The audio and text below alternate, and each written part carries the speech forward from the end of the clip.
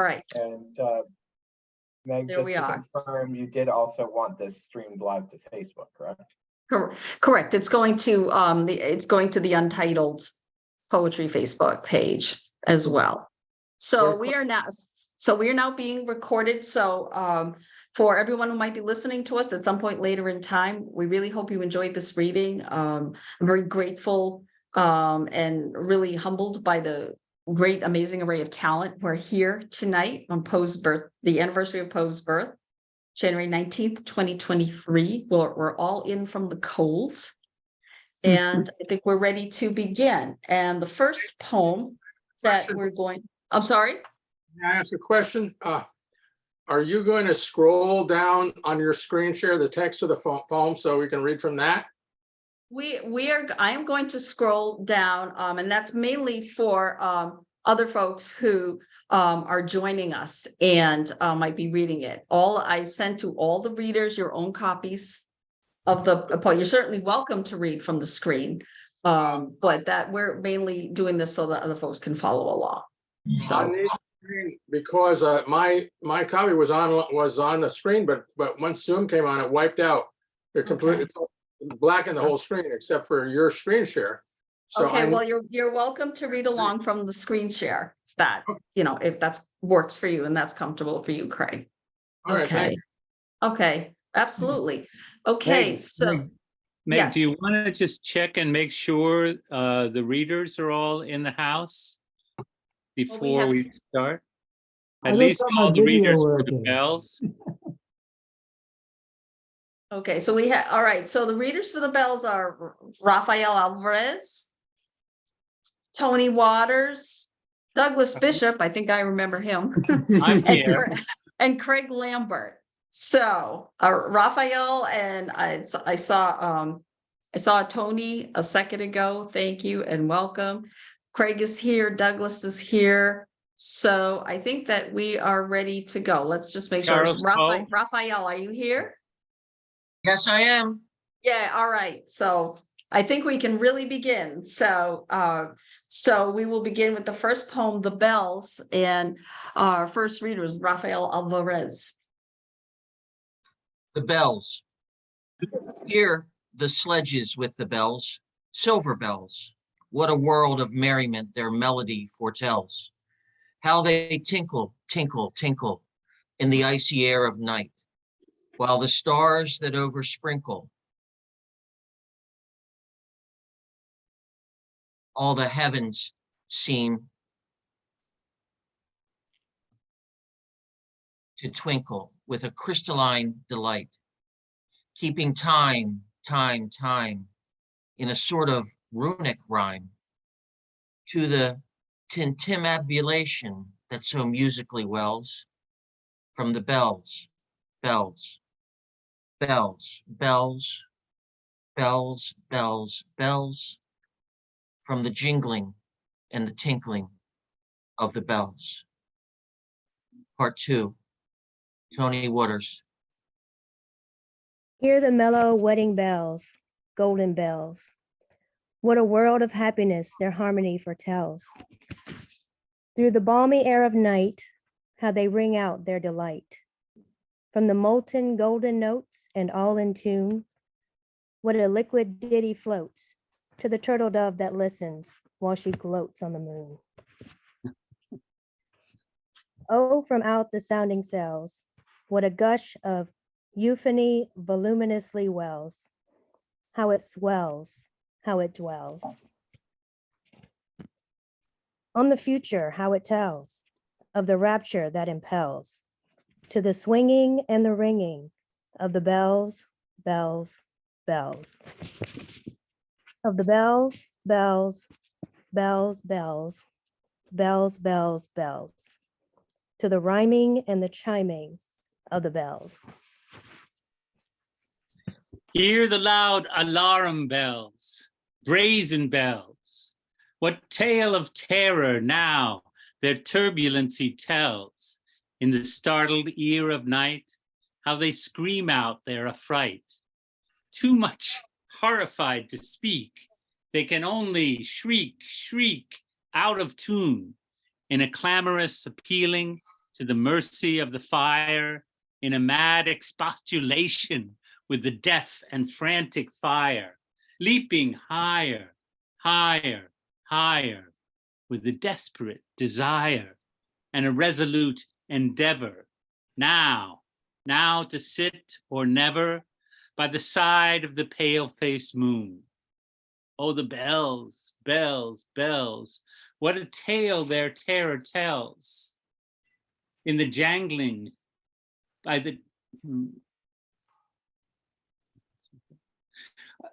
what a tale their terror tells of despair, how they clang and clash and roar, what a horror they outpour on the bosom of the palpitating air. Yet the ear it fully knows, by the twanging and the clanging, how the danger ebbs and flows. Yet the ear distinctly tells, in the jangling and the wrangling, how the danger sinks and swells, by the sinking or the swelling in the anger of the bells, of the bells, of the bells, bells, bells, bells, bells, bells, bells, in the clamor and the clangor of the bells. Hear the tolling of the bells, iron bells. What a world of solemn thought their monody compels. In the silence of the night, how we shiver with affright at the melancholy menace of their tone. For every sound that floats from the rust within their throats is a groan. And the people, ah, the people, they that dwell up in the steeple, all alone, and who tolling, tolling, tolling, in that muffled monotone, feel a glory in so rolling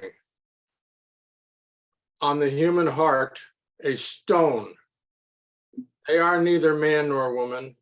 They are neither brute nor human. They are ghouls, and their king it is who tolls. And he rolls, rolls, rolls, rolls a paean from the bells, and his merry bosom swells with the paean of the bells. And he dances and he yells, keeping time, time, time in a sort of runic rhyme to the paean of the bells, of the bells. Keeping time, time, time in a sort of runic rhyme to the paean of the bells, of the bells.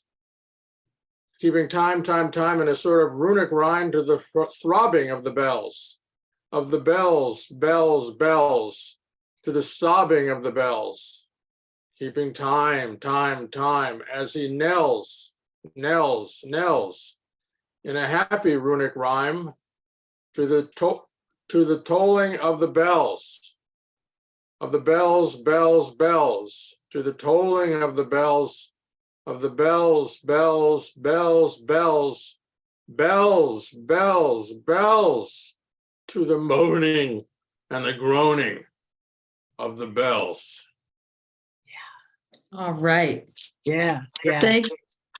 That's So stuff. reading that, our readers of the bells tonight, and first of all, extra props because the verses of the bells were also extra long. So I wanted to give a shout out to our readers of the bells, a loud ringing, resounding applause to Rafael Alvarez, who's among the guests that we have here from the city of Baltimore, which is really great.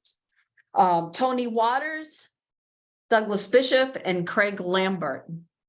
Thank you all for an awesome reading of the bells. Bells, So- bells. Oh, Bells. bells. Bells. I just want to say one thing that that I love about Poe and living here in Lowell, Mass, which is also, of course, the city of Jack Kerouac. One thing that I always felt that they have in common is that these are writers who are basically chosen by the people. Their work is loved by the people, and also it can be read quietly. You can enjoy it quietly, but when you read it aloud, and when you read it with kindred spirits, and you're with your kindred spirits, then I think it takes on something really special. So we are now Yeah, up to Poe is a great dramatic poet, and it's so great to read his stuff aloud, to hear the sound of it. Yeah. Yeah, exactly. And so we're gonna go, that's exactly my feeling about that too. So we're gonna go next to the poem The Raven, which is, of course, probably the most familiar of Poe's poems. I think even people who don't necessarily know a lot about Edgar Allan Poe per se have certainly heard The Raven or some version of it. And our first scheduled reader, I'm not sure is actually here yet. That's Jim Dunn. So we'll give him a moment, but then I'm also prepared to basically jump in just so we can keep the continuity of our reading going. Meg, And yes, if we have a moment, since we're waiting for Jim, can I just show something very special? certainly. So I collect a lot of Poe stuff. What I have behind me is not very much. I have tons and tons of stuff. However, in 2013, some of my friends and I think actually my friend Rob is here tonight, went down to the event in Baltimore where the Poe toaster comes and they have a party, and you wait. I never waited all night before because it was just kind of brutal and cold. However, they did have an auction, and the Poe House in Baltimore was redoing it, and I got a piece of the horsehair plaster that they removed from the walls. So that was what I, because it was to raise money. So they were auctioning off a piece of the actual plaster from the house in Baltimore. And also, if you go down there, they had a brick campaign where you could purchase a brick. I'm sure those of you in Baltimore are familiar with that, where you could purchase a brick to put in the park, which is, I believe, across from the house that's in Baltimore. And so we bought a brick too. And I haven't framed that certificate yet. But if you haven't visited the Poe House in Baltimore, if you haven't visited the Poe Visitor Center or the Poe House in Fordham, which is right here in New York City, that's about 50 minutes from me. I'm in Connecticut. Just wonderful places to go visit. Poe's Cottage in the Bronx, in particular in Fordham, is just lovely and amazing. And that is where Virginia passed away. And they do have her bed there, her actual bed. Wow. So you can see, and his original rocking chair and a couple of other original things that they definitely know belong to Poe. So I don't know. I was just trying to fill some time. That's I just figured that's I would fantastic. that. Yeah. Great. Thank you. Yeah, thank you. Thank you so much. For sharing that. Sorry? Oh, I said I'm that sorry. was cool. Thank you so much for sharing that. Those are some awesome artifacts and stories. And that must be quite powerful, like the bed that she actually passed away in there. It's very chilling to see because you get an understanding of how poverty stricken they really were. It's tiny. It is the old fashioned ropes, with the bottom where I guess they would put the mattress on the ropes. Mhm. And to imagine, and the room is literally the size of a closet. Like you can barely get around that bed. Wow. And that is there. I think they said she might have actually passed upstairs. I don't remember. It's been years since I've done the tour, but there is a guide who used to live in the basement of the house, actually. And you used to be able to just tour the house for like $2 or something. I mean, I'm going back a few years, but it's worth it to do. It's definitely worth it. So if you're a Poe freak, you should go. Yeah.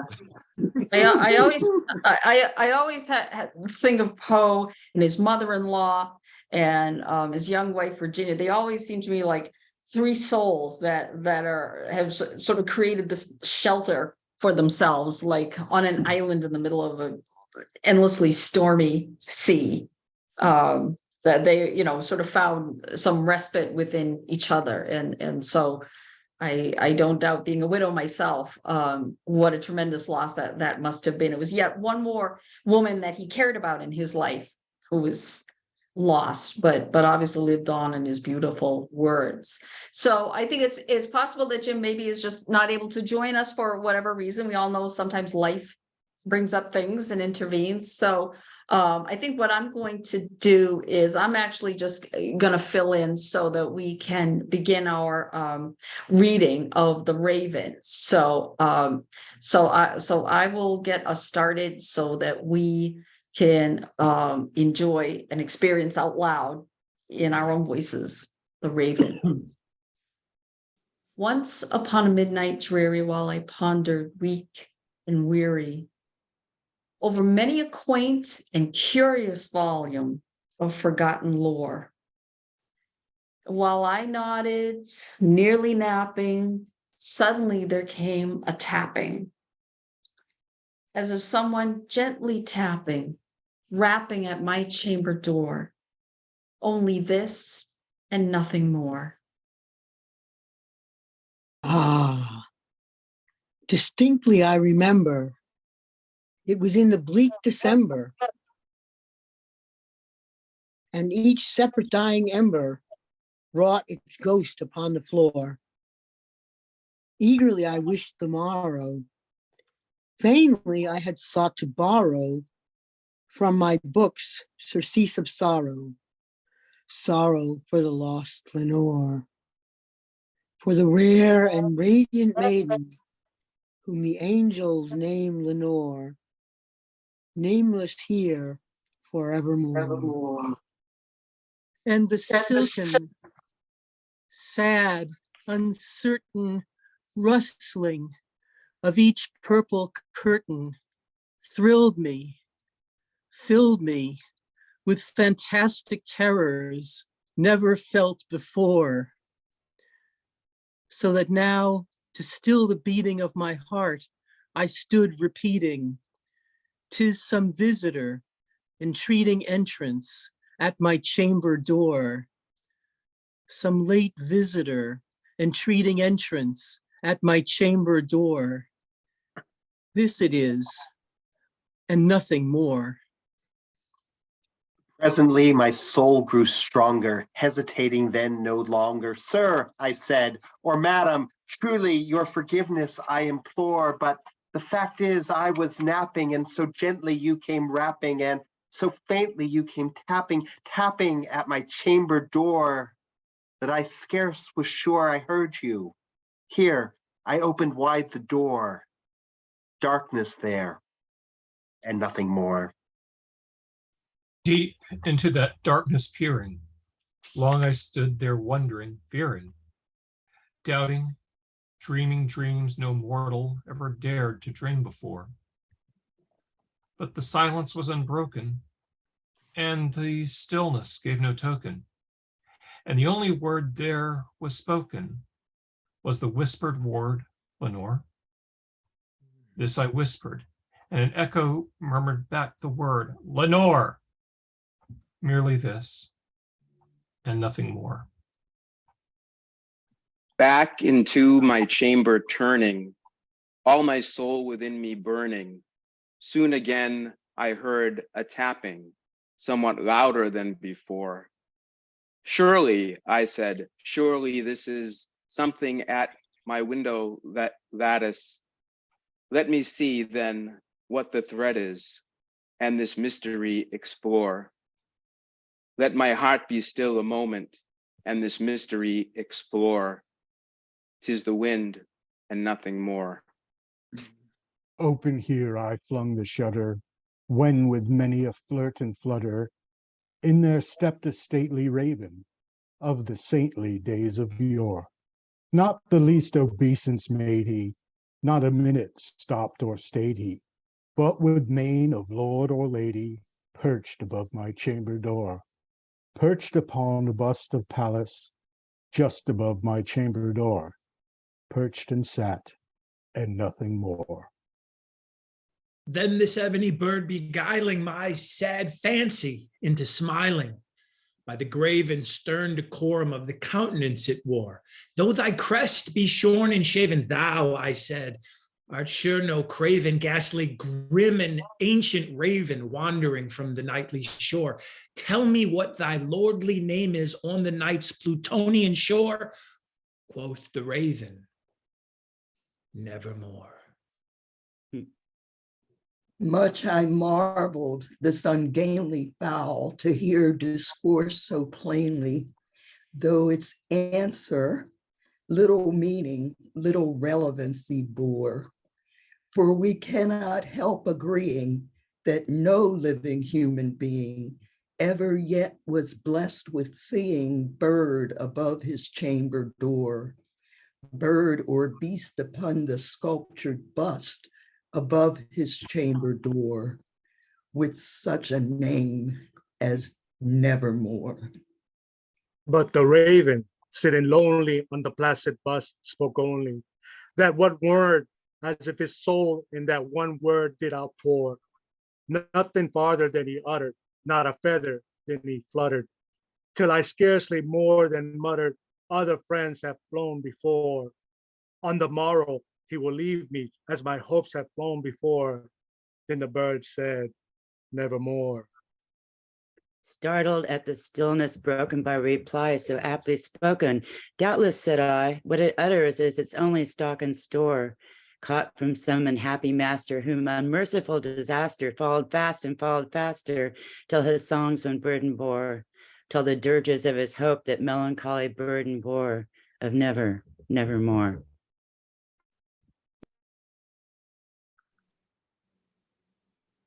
But the raven still beguiling all my fancy into smiling. Straight, I wheeled a cushioned seat in front of bird, bust, and door.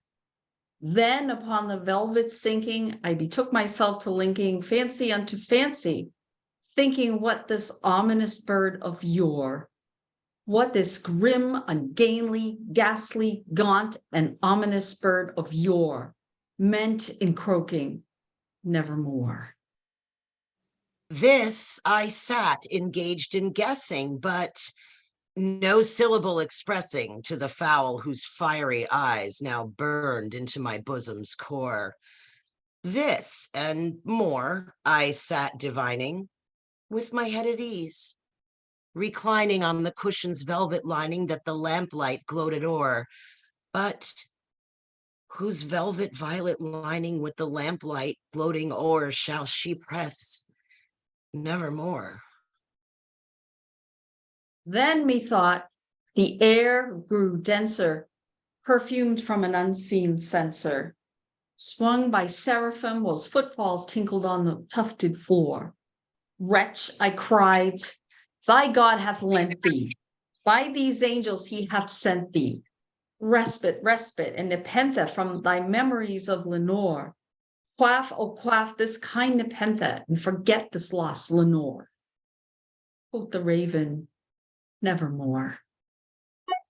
Prophet, said I, thing of evil, prophet still, if bird or devil, whether tempest sent or whether tempest tossed thee on here ashore. Desolate, yet all undaunted on this desert land enchanted, on this home by horror haunted. Tell me truly, I implore, is there a balm in Gilead? Tell me, I implore. Quoth the raven, nevermore. Prophet, said I, thing of evil, prophet still, if bird or devil, by the heaven that bends above us, by the God we both adore, tell this soul with sorrow laden, if within this distant Eden it shall clasp a sainted maiden, whom the angels named Lenore, clasp a rare and radiant maiden, whom the angels name Lenore. Quoth the raven, nevermore. Be that word our sign of parting, bird or fiend, I shrieked, upstarting. Get thee back into the tempest and the night's Plutonian shore.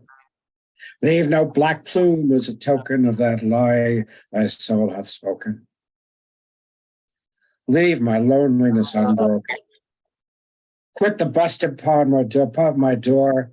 Take thy beak from out my heart, take thy form from off my door. Quoth the raven, nevermore. And the raven, never flitting, still is sitting on the pallid bust of Pallas just above my chamber door. And his eyes have all the seeming of a demon's that is dreaming, and the lamplight o'er him streaming throws his shadow on the floor. And my soul from out that shadow that lies floating on the floor shall be lifted nevermore. Yay, that was amazing, everybody. So we had reading the Raven tonight. We had Janet Egan, Nancy Jasper, Victor Infante, Derek Austin Johnson, Matt Kraunelis, David Manx, Mick Betancourt, Jackie Oldham, another great poet from Baltimore. Thank you so much for being with us. Juan Perez, Terrie Leigh Relf, Kristi, Petersen Schoonover, Eric Stanway, Bettysioux Tailor, George Wallace, Trisha Wooldridge, and me, Meg Smith. And I want to give, thank you. I want to give a shout out also to the co-sponsors of this event tonight, which is Mill City Speaks, an Untitled open mic. They have lent a tremendous strength both on screen and behind the screen, as it were. So I really want to give my special thanks to Ricky Orn, Rikhav, Kothari, and Douglas Bishop, who we heard earlier. Thank you so much for being a part of this event and helping to co-sponsor the event. So I'm actually, bear with me because I'm only now being able to catch up with the chat. There's all kinds of awesome stories and comments in here. Thank you, everybody. And there's Jim. Sorry, Jim. I hope everything's okay. Jim got hung up on the road. But we appreciate you making it anyway. So just for the remainder of the time, if anybody in this audience, including readers, want to talk about Poe, if there's a poem or story that's special to you about Poe, while I have a drink from my chalice. I'd like want to stay in character. Meg, it's Yes. Rafael here. Hi there, Rafael. Hi, guys. Someone previous mentioned the bricks that you can buy across from Poe's house in Baltimore. And I've done that. I am very close to the board of directors of the Poe house. You can buy those. They're actually pavers. They're not exactly brick. They're of a different material. But you can have them engraved with anything you like, a favorite line from Poe. You can memorialize a loved one that's no longer with us or a grandchild. Anyway, it's a really cool thing. There's tons of space left. I think it only cost like about $30, not a whole lot of money. Yeah, it wasn't, I remember it being very reasonable. And also it would be great to know that you can visit that at any time, right? Because I still haven't actually gone down there to see my pavers. So how can you visit them? If You can wanna visit, see it? you can visit the pavers at any time. Right, okay. As a native Baltimorean, I would not suggest you do that at night. Oh, I know. Yeah, I know. Yeah. I understand. But I've been there many you have times. to make appointments to go inside the house, but the people for PoeBaltimore.org are very, very helpful, and they want us to come. They want you to come. And there's a huge project. I mean, we're probably the only city in the United States that has a public housing project named for Edgar Allan Poe. And I know we're the only team in the NFL, the football team, named for a poem, the Ravens. And their mascot is a bird they call Poe. But anyway, the pavers are very, very cool. PoeBaltimore.org will tell you all you need to know. Thank you. I looked Poe's biography up today, and I was startled at one irony. Particularly, we all know what a lot of his adult life was spent in poverty, but apparently, his adoptive father, or de facto adoptive father, John Allan, was actually like a multimillionaire, extremely wealthy man, and because of their falling out, I guess Edgar wasn't able to get any support from his father, but it's just striking, very, very ironic. Yeah, they didn't have the greatest of relationships. Apparently, it was pretty much an acrimonious thing, that whole relationship, and that's when I think he started calling himself E.A. Poe for that reason, I believe, because he didn't want to draw attention to that family. I want to share. There's Daemon Manx says, I put a funny story in the chat. In 6th grade, I had a class project and put the Raven to music. I got an A, but it was quite awful. It really was awful. Stanway, I want to hear it. Yeah, so we had like to pick from a bunch of different projects. So I went with the one that had like the least amount of writing to do, because I was that kind of a student. So I played the guitar a little, but I knew a gentleman, a friend of one of the father of one of my friends was quite a great piano player. So I said, help me put the Raven to music. So we had like 3 chords that we kept repeating over and over, and we recited the Raven throughout this very horrible dirge of music that we put together. We put the little tape recorder in the corner and recorded it. And the teacher was impressed, but it was awful. And for the longest time, I had a copy of the cassette, but this is going back into the 70s. So, it didn't make it, but it was a lot of fun, and I'll never forget it. And, when I got invited to be a part of this, I was like, oh, wow, I remember so clearly. And the Raven still is sitting. And that was like the crescendo of our great opus. So yeah, I'll always have a fond memory of the Raven, and it goes all the way back. Thanks for letting me share. Yeah. Oh, absolutely. Thank you for sharing, because I couldn't pass up a story like that. Definitely not. I'm gonna drop into the chat once more the Venmo for whoever is able to donate, just to support our readers. I'm gonna be just copying and pasting that into the chat one more time here. So, and again, at your discretion, but obviously if you're able to give a little thanks to the readers here tonight, that would be great. When I learned about Poe's connection to Lowell, I was quite delighted, and so I began to have every few years events here in Lowell called the Edgar Allan Poe Show. Because even though Poe's relationship to Lowell is very different than his relationship, for example, in Baltimore, of course, but the fact that he came here and sort of left his mark, and not only that, but then all kinds of stories started to swirl around him, and it seems like Poe could not go anywhere in his life without this happening. I think he was like a true romantic, and these stories would come about. In fact, the famous daguerreotypes of Poe the images that we associate with Poe were in fact taken here in Lowell.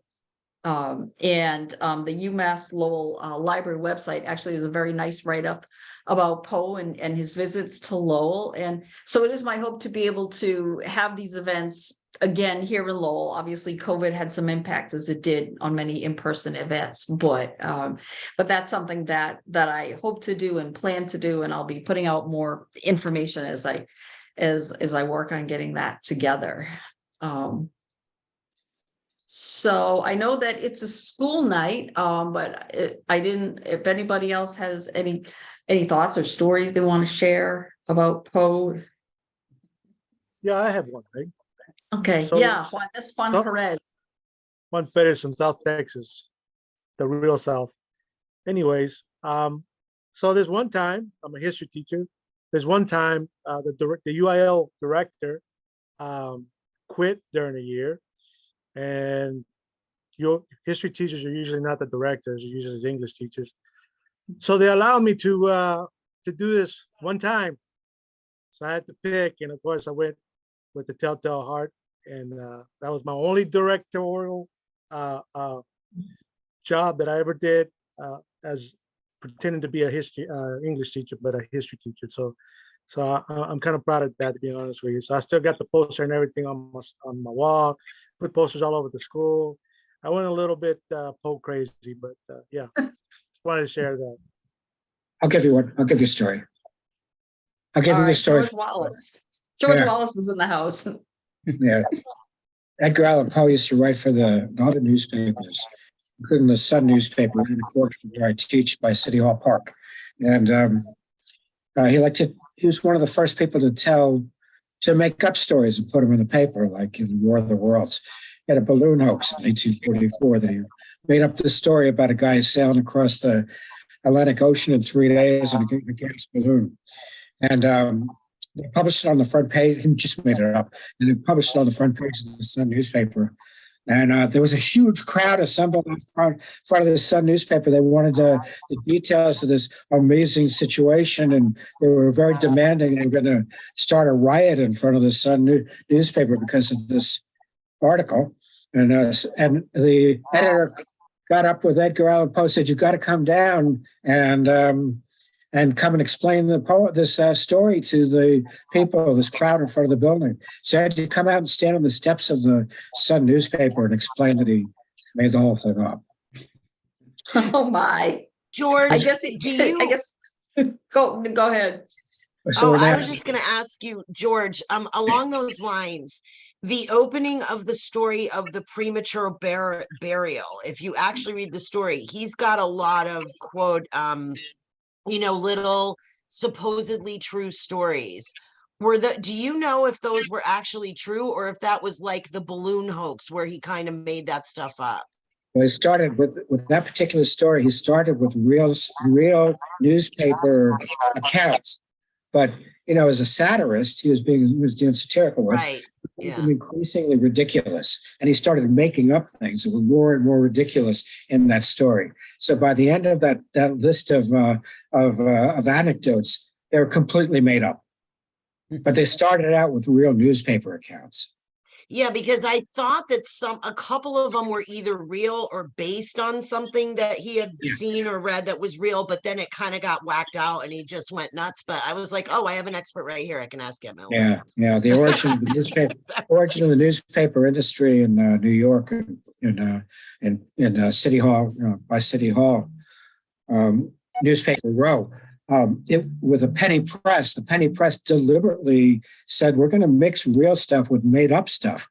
It was a convention as early as 1823 to have newspapers have a combination of factual stuff and made up stuff, and blurring the lines between the two is something that we hear now as something outrageous in the press, and we call it fake news. But it's something that goes back at least to 1823 into the penny press. Yeah, we had all those years of yellow journalism, and it is quite astounding to sort of see that repeat itself in an interesting way. Yeah. And I know that there's a lot of pieces of Poe's that don't get the attention they deserve. Like the oval portrait is really cool. If nobody's read that, that's like a flash piece. And there's like a few others, but I definitely would recommend reading The Premature Burial. And also what's interesting about The Premature Burial is there was a TV series, I think in the 60s, called Thriller. And I think they did a rendition, yeah, Jacqueline's nodding her head, of The Premature Burial that was actually quite scary. So if anybody has interest in that, that's something you can look up. But we cannot forget oh my goodness, I forgot his name already. Vincent Price. Oh, absolutely. Gloriously schlocky movies. All that, yes. A lot of the tales. Oh yeah, and- Roger Corman's adaptations really owe a lot to Poe's longevity, I would think. And I don't know about anybody here, but as a child of television, my first exposure to Edgar Allan Poe came out of Bugs Bunny when one of Bugs's villains was trying to carve a hole through into his lair, and Bugs Bunny is reading The Raven. Oh my as God. this is occurring. I don't We have remember this- that, but I was a child of television too. We have a really cool LP that we put on cassette that we don't see around very often anymore, but it's called Poe for Moderns. Huh. And Oh, if wow. you Googled it, oh my God, yeah, it's like they do the creepiest version of Ulaloom you have ever heard in your life. Like but it's very beatnik. Ah. And the way they do the Raven is like this beatnik 60s upbeat thing. Ah. I don't know if it's available digitally, but there may be a way if somebody wants to listen to this that I could try to convert this, because I may have conversions laying around, or I know I had it converted to cassette. This is my housemate's album. He's got a Poe collection that you would just die for. But yeah, so look up Poe for Moderns. Maybe somebody's put it on YouTube. I haven't looked in a while, but if you're a Poe fan, you definitely, this is fun stuff. Like the Raven will make you laugh because it's literally like 60s, like pop stuff. Like it'll make you laugh. But it's really interesting. And there's also that Poe thing where Christopher Walken did the Raven a while ago. What the heck was the name of that? Yeah, there's if you kind of surf Closed around on account of rabies. Sorry, it's closed on account of rabies. Go ahead. No, I think probably my favorite recitation of the Raven, and it is also sort of floating about on YouTube, is Christopher Leigh reading the Raven with Christopher Lee's amazing, beautiful voice that's so missed. But it's a very beautifully produced video as well. And also, if folks in the Boston area, or if you have a chance to come to the Boston area, if you go on we have lots of harbor island cruise, and there's actually a fortress on one of those islands that is generally believed to be, or may in fact be part of our local folklore.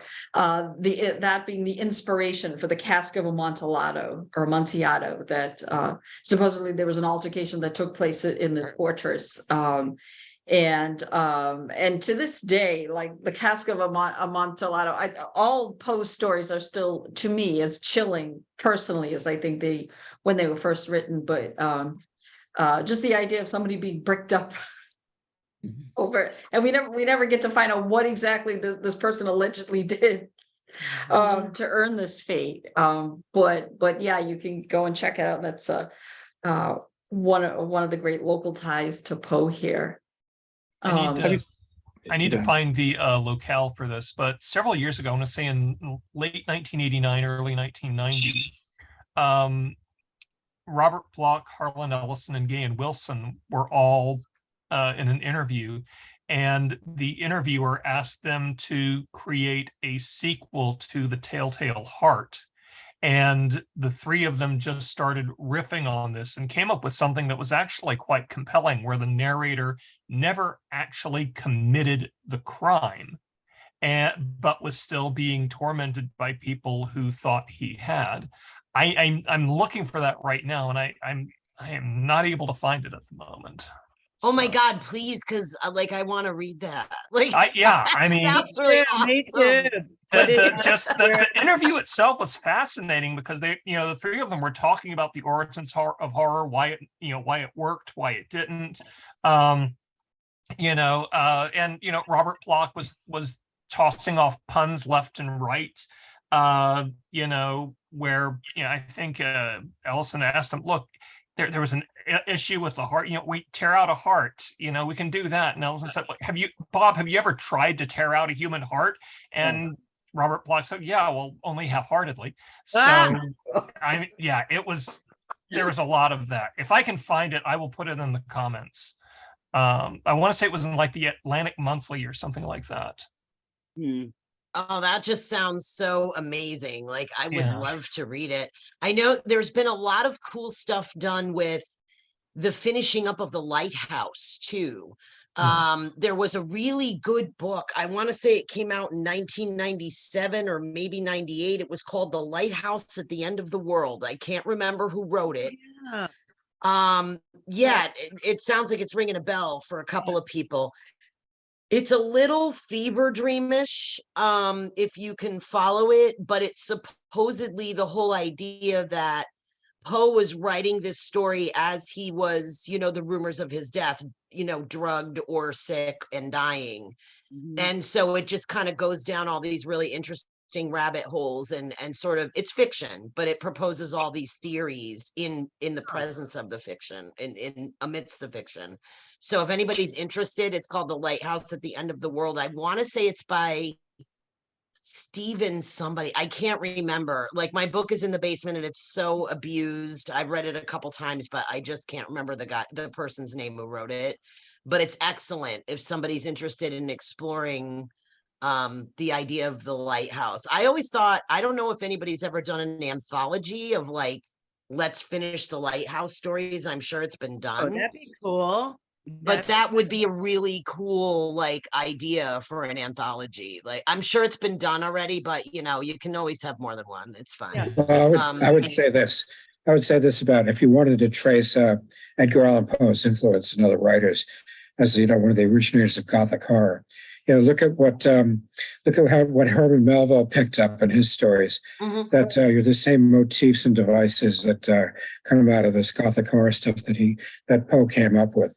Bartleby the Scrivener, for example. I was going to say Bartleby the Scrivener is really, there's a strong connection there. Nathaniel Hawthorne, Minister's Black Veil, and straight into the 20th century, we look at a lot of Faulkner and Southern Gothic and the decadence of the Southern aristocracy. And you'll see, his influence straight through there.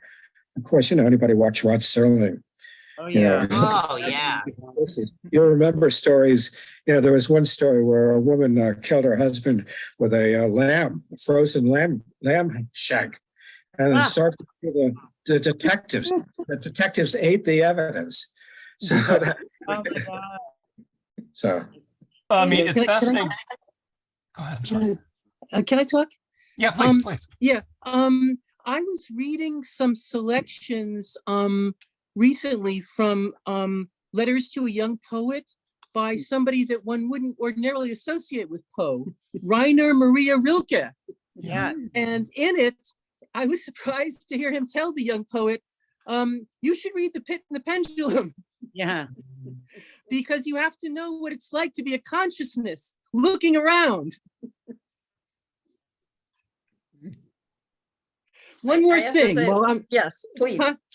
One more thing. I haven't read this book, but Jane Smiley has come out with a new novel, which I think is set during the Gold Rush.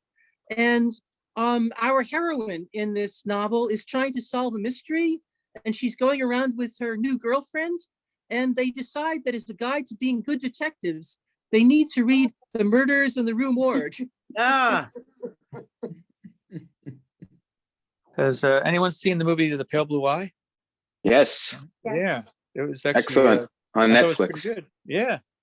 Poe as a cadet helping solve a murder, and it's really the guy does a pretty good job as Poe. I thought it was better than I didn't know what it was about, so I was pleasantly surprised by it. It was good. I thought they did a really interesting interpretation of him because they really sort of brought his sort of Southern graces to it, which I personally haven't seen that much. I mean, I know I've seen it, but not as much as in this film. And that was interesting. And there was a lot of little references everywhere, which was super cool. Like, if you were like really intensely into Poe, it was like, just get out your notebook because there's a million tiny little Easter eggs. A lot of Same with Wednesday. If anybody watched Wednesday, it's It's an Addams Family thing, but it's on Netflix. And the academy she goes to is Nevermore Academy, and there's a lot of Poe references in that as well. Yeah. I was Has anyone going to mentioned share. the Lou Reed album is really weird and great. I love the Lou Reed interpretation of Poe. Yeah, yeah. Is that closed on account of rabies, right? Yes, he does that, but it's called The Raven though. But I think he does the closing cut. But Lou Reed did a 2-album rendition of not only The Raven but other Poe related stories. Yeah, it's really cool. Yeah. Does it? Are you guys? Who's still on? That's in Baltimore. Is the Annabelle Lee Tavern still there, or did it vanish? I'm not sure. I think it's still around in some form or another. Yeah. They had the best damn duck fat fries. That is all I have to say, man. They had the best fry. Like, here's my water glass, and like my husband has a staff T-shirt too. I don't know if you can really see it. Wow. Okay. I have But to ask, yeah. what are duck fat fries? It's literally fries fried fat. and cooked in duck fat. They are It's- delicious. They're incredible. They're out of delicious. control. I live in the wrong Yeah. place. Yeah. They have it in Portsmouth, New Hampshire. There's another good duck fat place called Duck Fat, actually. Duck fat. Well, that sort of helps to simplify duck fat. I actually I like duck myself, and duck can be very fatty. So yeah, duck fat fries is a thing. Speaking of buildings and landmarks, we have here in Lowell a wonderful place, the Old Worthen, which has been basically apocryphally associated with Poe. That there's actually no evidence that Poe stayed there, much less wrote there, but nevertheless, it's a great place. They have a raven on the sign on the door out front, and I sometimes think that as a journalist, I'm committed to the truth and being accurate. But if Poe's spirit becomes associated with a place like that, again, because from the love of the people, I don't see the harm. And we had an Edgar Allan Poe birthday event there in 1998, and we had a wonderful jazz band backing up the readers, and one of the person who was reading The Conqueror Worm at the end actually starts handing out gummy worms to everybody. And doing it with the drummer with this great sort of jazzy cadence. Every time, there was a downbeat every time he said the Conqueror Worm. So again, much like Jack Kerouac, I think they wrote for the ear as much for the eye, and I think they just Poe's not particularly well thought of as a writer. I think in his time, I think it was Emerson referred to him as the Jingle Man. But I think that the people, just the everyday people who like to read his works are ultimately the ones who found something special in Poe. And the same honestly with Kerouac, I would say. Yeah, and speaking of Lowell, there's a great Lowellian by the name of Raymond Foy who published The Unknown Poe, City Lights, probably about 20, 25 years ago. And I go back to that book all the time. There's such treasures in there. And Raymond was Kerouac's paper boy. He was John Wiener's publisher, and he's an unbelievable mind. And he grew up in Lowell. His brother Brian was involved with the Kerouac Festival for years. But Raymond published The Unknown Poe, which I go back to that book all the time, and it amazes me. And a lot of people don't know about that because City Lights put it out. I don't think it was ever republished, and there's some really great stuff in there, letters too, but stories and sketches that he did that were never published before that book came out. All right.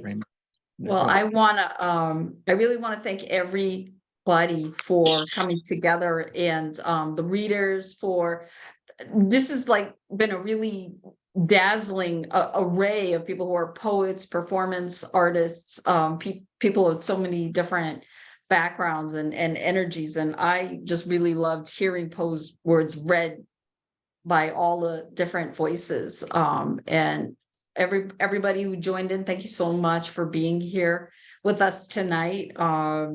I'll just say in closing, my pick of the Roger Corman movies, some of them are definitely somewhat on almost the camp side, but The Pit and the Pendulum is not joking around. That's a movie that's still scary. Right from the beginning, just the opening credits and the sort of disorienting psychedelic nature of the opening credits, right to the absolute last scene. I think I saw that when I was like 7 or something on my grandmother's TV, and I was scared. And I think I still remember the woman's eyes or whatever, and I was like, oh my God, it still scares me to this day. The final scene, you just see her eyes looking through the chute. I know. Oh my God, terrifying. I'm going to watch that movie after this event tonight. Yes. We all should. Yeah. I'm in, absolutely. And then so you can fall asleep at night, you can follow it up with The Raven, because that's just pure comic delight. Yes, I totally agree. Exactly. That's a fun movie. Yeah. Yes, nothing's better than a good old wizard off. The battle of the sorcerers, and a very young Jack Nicholson caught in the middle. I mean, when Jack Nicholson's the sane guy in the room, you're in for a bumpy ride. Yeah. And the fall of the House of Usher was pretty scary too. At least for me as a kid, it was really creepy and just terrifying. And the way they did the whole abandon, of course it was the 60s or whatever, so they were doing indoor sets, but the way that they made that look actually real, like it kind of holds up today if you watch it. The special effects are really, I mean, you can tell, but they hold up well after all these years. I think anyway, but that fire scene is pretty interesting too. That was always the scary part for me. And I have to give a shout out to Mask of the Red Death, which has the coloration in that is almost like a giallo. It's almost Dario Argento-esque in its color patterns. I absolutely adore that movie. Derek, there is an Italian film that does a version of William Wilson. Oh wow. Charles. What's the name of the Italian film that has the William Wilson in it? Derek, I'll email you. Yeah, please. By all means. He's looking through his stuff. He'll find the name of it, but you're talking about giallo. That is really good stuff. Wait, he's got it right here. I will. Spirits of the Dead. Spirits of the Dead. Yep. Okay, look thank that you. one up. Definitely. Sorry. What do you say now? It's called Spirits of the Dead, and they have a version of William Wilson in it, and it's an Italian film. 3 different directors. It's 3 different directors, and there is a version of William Wilson in there that is absolutely stunning. I appreciate that. Thank you so much. You're welcome. Yeah, look it up. You can get it on DVD or Blu-ray. You can probably rent it now streaming. I don't know, but we have the original release of it. But yeah, sorry. I just got excited when he said, I was like, oh my God, he needs to know about this. No, I appreciate it. Thank you so much. I am putting into the chat because the link to the original Facebook invite page for this event, and I invite folks to on that page go in and share like any of these links to the things we've been talking about that have links, films, recordings, readings, whatever. Feel free to share those in there, and we can sort of continue the conversation that way. And I really appreciate, again, everyone being here tonight in the spirit of Edgar Allan Poe. This event itself, but somewhat of a maiden voyage of trying out events in this format. And it would be great to think about doing some other events going forward. But thank you so much for being here for this one tonight. Yeah. And yes. Thank All you right, for Jim. pulling it all Yeah, together. sorry I was late. I'm so bummed I didn't get to read, but next year I'll be on time. It's icy out there. It's icy. These life things happen as we know, and we had some slight changes in our reader lineup for that reason, and thank you to the readers who jumped in. And yeah, sometimes life happens in New England, traffic happens and such.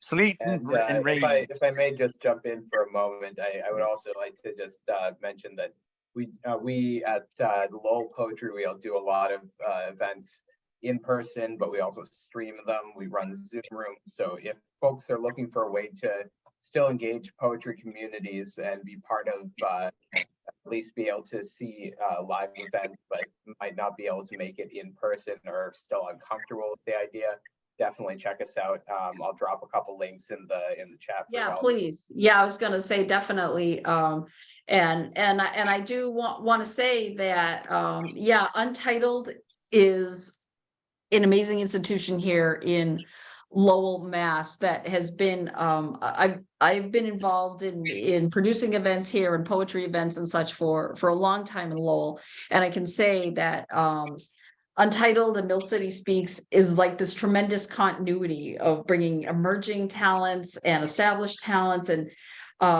people together in a real sense of community. And yeah, Rikhav, people can also at least watch it and follow it along online as well, correct?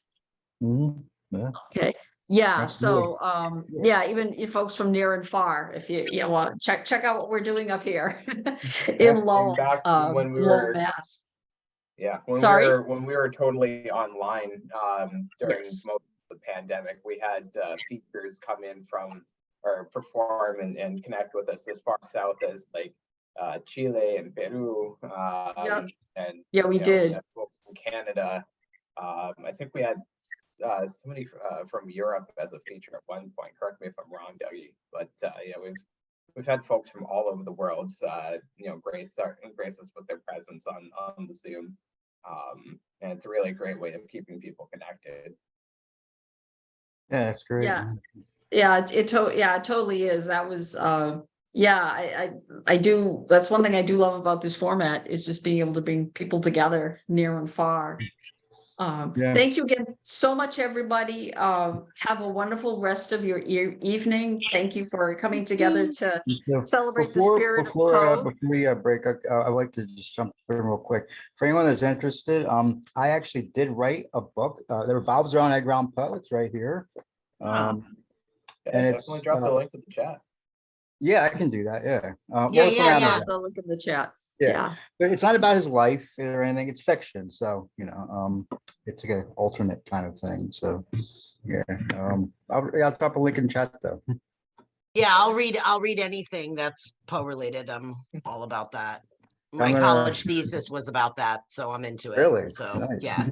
But this revolves around a young Edgar Allan Poe, and it's historical. It's historical fiction, and it revolves around a modern day man from New York City who accidentally finds himself back in time and he ends up meeting a young Poe fresh out of West Point.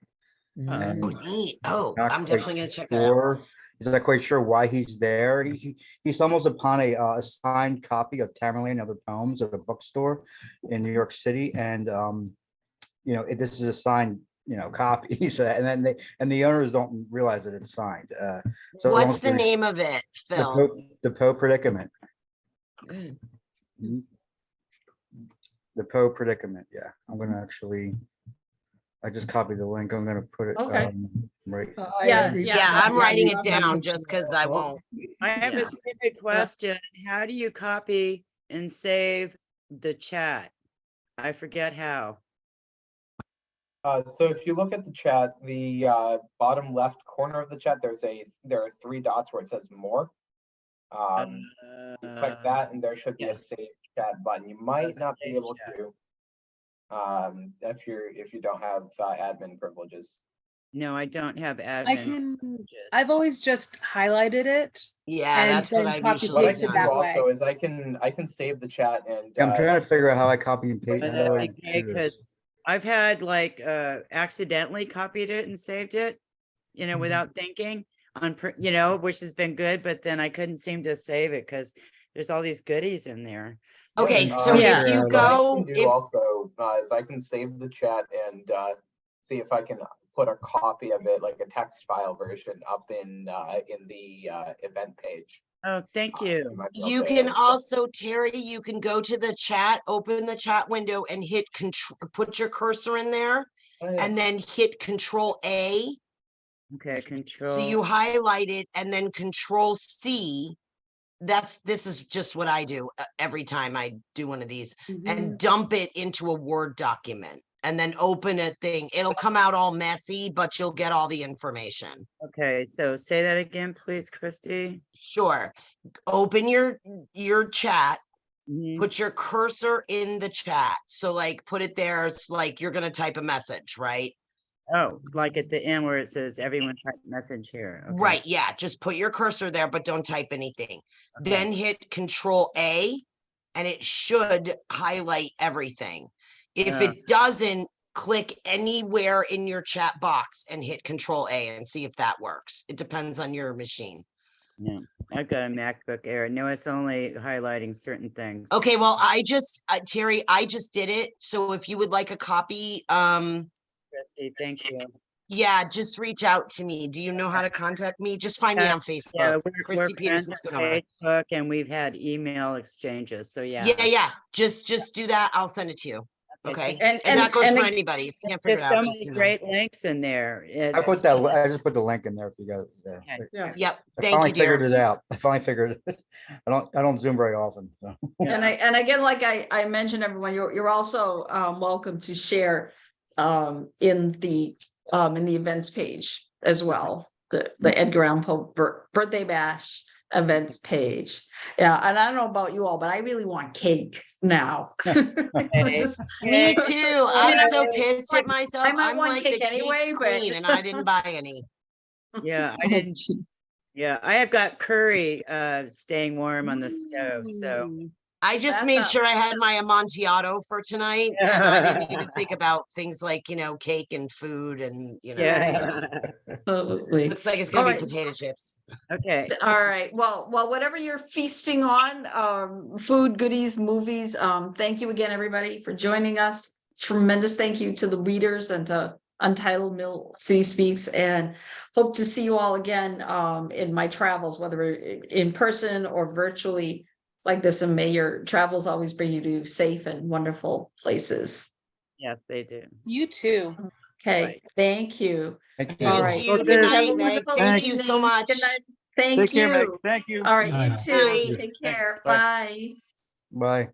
Bye. Bye-bye.